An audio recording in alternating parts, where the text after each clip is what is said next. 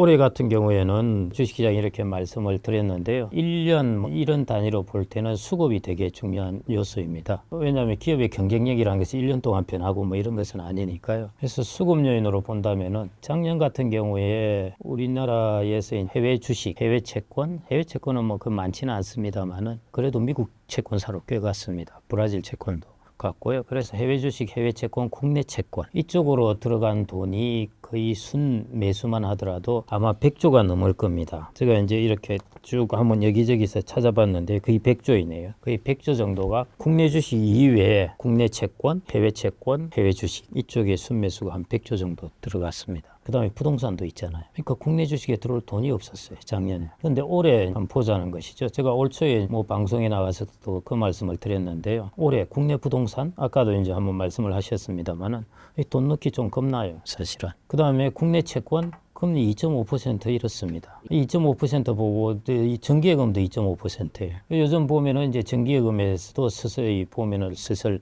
이탈하고 그러고 있거든요. 금리가 2% 초반 이렇게 가면은 유지되기가 쉽지 않습니다. 국내 채권 금리 그렇죠. 그 다음에 국내 예금 그렇죠. 그 다음에 해외 주식. 미국 주식 보시면은 뭔가 지금 오버밸류 됐다고 생각하는 데다가 환율까지 1,450원. 지금 환율로 달러를 바꿔서 사면은 비싸게 사는 것이죠, 사실은. 1,550원 되면 모르겠지만은 아니면은. 그래서 그런 면에서도 이미 사람들이 약간 주저하고 있습니다. 그러면은 이 돈이 어디로 갈 것이냐는 것이죠. 그래서 저는 저평가된 국내 주식 쪽으로 들어오지 않을까 그렇게 생각이 됩니다. 적어도 올해까지는. 그래서 뭐 올해는 1월 초에 방송에서 한번 그 국내 주식 말씀을 드렸는데요. 제가 주식 전문가는 아닙니다만은 하여튼 자금 흐름만 제가 쭉 보니까 올해는 시장에 좀 괜찮지 않을까 그렇게 보고 있고요. 환율도 지금 1,450원이니까 외국인 입장에서 보면은 1,350원에 샀다가 1,450원에 물린 거는 그렇겠는데 1,450원에서 여기서 사면은 그 큰 부담은 없을 것 같거든요. 지네들 기준으로 본다면은 달러 기준으로 보면 돼 있는 상황입니다.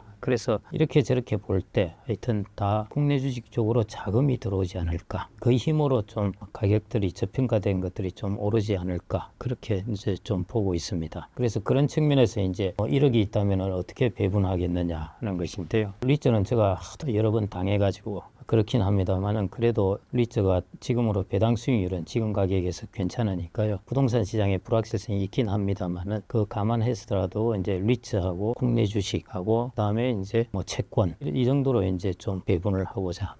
미국 주식도 가능하겠는데요. 조금 올해 같은 경우는 그렇게 추가적인 배분을 할 필요가 없는 것 같습니다. 제가 이제 이때 동안 보면은 아시다시피 실물 경제와 주식 시장 이런 것들이 여러분들 생각하고 많이 반대로 움직일 때가 많습니다. 실물 경제는 뭐 좋다고 그러는데 주식 시장은 꼬꾸라지고 우리나라 경제는 막 어렵다 그러는데 주식의 가격은 오르고 도대체 이게 웬일이냐 하는 것인데 주식은 미래를 바라보고 하는 것이기 때문에 이런 일은 이제 얼마든지 있을 수가 있습니다. 그래서 올해 같은 경우에는 우리나라 경제 성장률 뭐 등등 해서 올해도 어렵고 내수 같은 경우에는 내년에도 그렇고 아마 그렇게 돼갈 것 같습니다. 가는데요. 자금의 흐름만 본다면은 우리나라가 지금 다들 자산 축적을 많이 해놨습니다. 산업화 시대에서 이루어지는 이제 자산 축적이 있기 때문에 이 자산들이 지금 어디로 갈까 계속 큰 돈들이 왔다 갔다 하고 있는데 그래서 올해만 본다면은 자금 흐름 면에서는 저는 그래도 국내 주식 시장이 상대적으로 과거 2년에 보여왔던 그런 모습하고는 조금 다른 모습을 보이지 않을까 그렇게 보고 있습니다.